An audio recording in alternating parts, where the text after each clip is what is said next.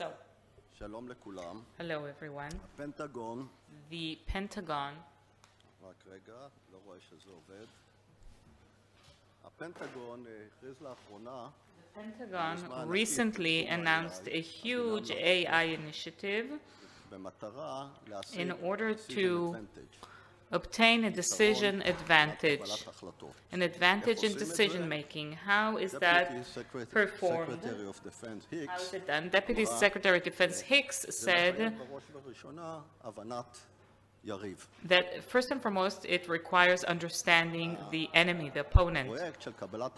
The decision-making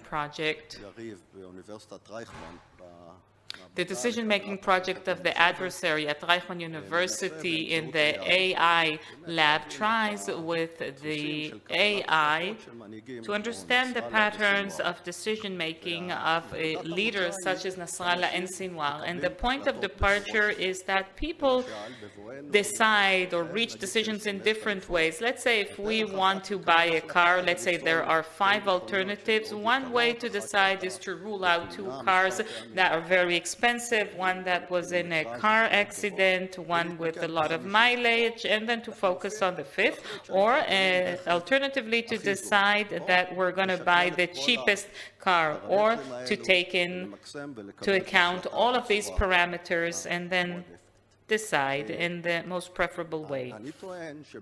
I claim that without understanding how the leader of an opponent decides, you cannot analyze correctly, you cannot do your own decision-making correctly. So the focus is on how the adversaries make decisions, which considerations impact the decision, which decision rule do they use, and what is their decision DNA. You take this whole thing and put it in a software which I invented. It's called DecisionHuddleAI, and what you do is reverse engineering of each and every decision.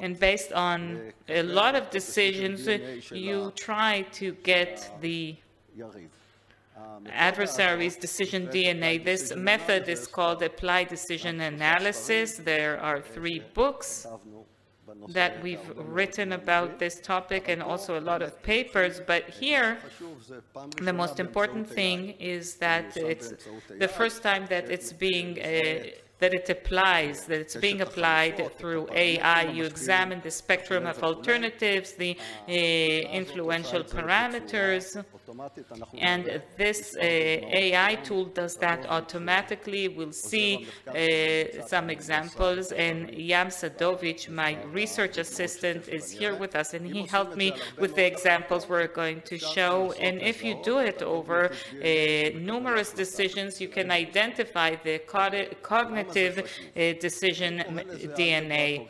Why is it important? I call it the cognitive algebra of the adversary, because different decision rules typically lead to different decisions.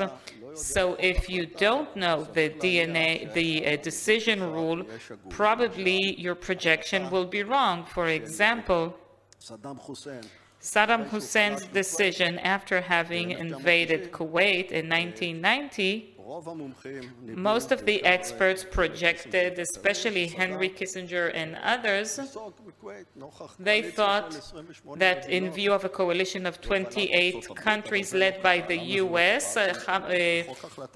Saddam will leave Kuwait, but it didn't happen. Why didn't it happen? Because he used a different decision rule, because he thought that if he will withdraw from Kuwait, he will lose his position as a leader and perhaps even his life in the Arab world. And these are parts of the decision rules. I won't get into various types of decision making, maximizing, pluralistic, and others. There and 10 other rules. I took them all into account. I placed it in a mathematical algorithm that takes all of them into consideration. And this is an example. This example is the most basic example. At the top line, you have the various alternatives: do nothing, temporary, halt attacks, stop attacks, etc.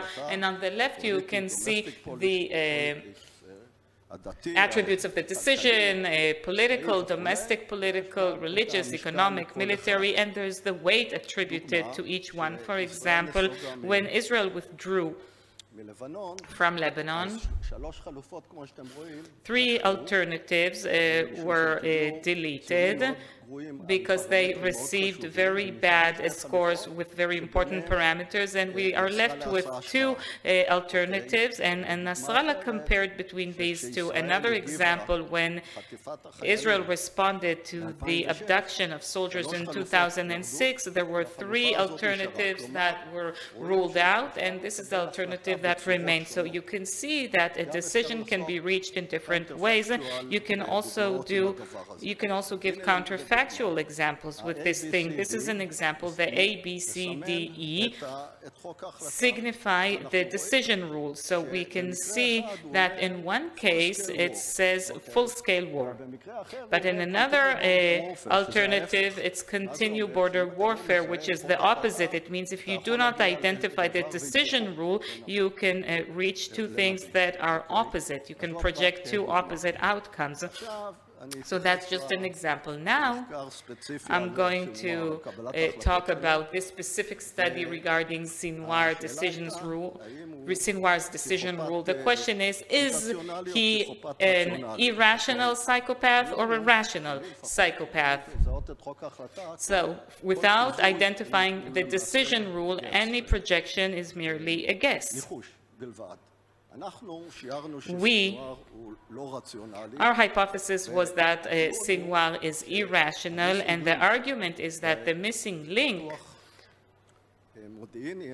in an intel analysis today is not the fact that we don't have knowledge or information on the adversary. Sometimes we try to understand the intentions, but what is missing is an understanding of the decision rule. If you don't know what the decision rule is, as we've seen, you can get a decision, a projection, or the exact opposite. And through AI, we are trying to make these analyses. So the study itself was about what is Sinwar's decision rule. The key hypothesis was that Sinwar is an irrational decision maker. We analyzed 14 of Sinwar's decision using ADA, applied decision analysis, and with the software, and over a broad spectrum of alternatives or of decisions, previous decisions of Sinwar, which we managed to analyze. So here's one example. This is the example of October 7th. In reconstruction, these are the alternatives. Hamas launches an attack, Hamas negotiates, Hamas acts defensively, Hamas remains silent. And there are a lot of parameters generated by the software that are supposed to influence the decision. And the red is something that is especially harmful. And on the right side, it also attributes, it shows you the weight attributed to every parameter, and then you can do reverse engineering and deduce what the decision rule is. So you see that A is Hamas launches an attack, but if you would have looked at a different decision rule, you could have come to the conclusion of Hamas negotiates. So how do you know? The trick is you need to know the decision rule. Another point. On November 2023, regarding the ceasefire or lull with a hostage exchange. So here we have 3 alternatives: continue to fight, accept a ceasefire deal, launch massive counterattack, and we can see accept ceasefire, which is what actually occurred. So we did this. These were merely examples. We did this with a lot of examples, and the result was that we cannot rule out the rationality of Sinwar. Now, the instrument, it's called actually instrumental rationality. Of course, it's a brutal and barbaric organization, etc., but we're not examining this from a Western or an Israeli perspective, but rather, if we take Hamas as a brutal terror organization, and in that case, Sinwar has the considerations that he's trying to maximize, and we can see that's what you get with almost all of the decisions that we try to trace back and reconstruct. Based on that, we did a simulation here in the university back in March with this software, and it showed that if you cut humanitarian aid or threaten Rafah, Sinwar would actually stand firmer on his position regarding the hostages. Back then, it doesn't mean that now or before that, but at that moment he will harden his position, and that's indeed what happened. We published this 2 weeks before they actually decided in Hamas to reject this. So this leads me to two predictions. We've talked here about normalization between Saudi Arabia and Israel, and indeed this is a very important development. And the question is, if Saudi Arabia and Israel, if they indeed sign a normalization agreement sponsored by the US, then what will Hamas do? So this is what you get. They have maintained status quo, seek negotiation, increase aggression, ally with another regional power. And the answer is quite interesting because A, that's the rational rule. It shows you ally with another regional power, Iran. And you could tell me that that's what you thought as well. Yeah, maybe, but if you were to choose rule B, the outcome would have been seek negotiation, or if it's C or D, it's maintain status quo, and it shows the critical importance of identifying the adversary's decision rule. Another prediction, given the scenario where the Israel Defense Forces have withdrawn from Rafah but maintain control over the Philadelphia corridor, what will Hamas do? And here it shows us that between the alternatives of increased rockets attack, increased terror tunnels, and initiate negotiations or maintain current status quo, actually it does put some pressure on them at the Philadelphia corridor, and that will yield negotiations. Now,